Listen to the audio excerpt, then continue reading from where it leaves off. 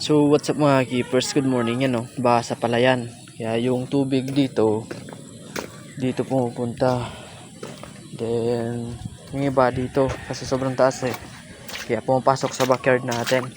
Yan yung location natin kung saan yung backyard natin. Yan kaya pumapasok dito, kaya baha tayo dito sa backyard kasi yung sa gilid na daanan sa palayan pumapasok yan dito. Kaya medyo matagal-tagal tong baha dito sa atin. Pero yan, hanggang dyan lang yung baha sa atin konti lang naman. Pero yung mga tayo dyan ng daga, baka kasi magkasakit tayo, kaya nagbubotas tayo. Mga isda natin Yan, tara, pakita natin yung mga isda natin dito sa ating backyard. Yan, sa KB Keepers backyard. Ito mga fry ng GBT. Nandiyan konti lang yung fry.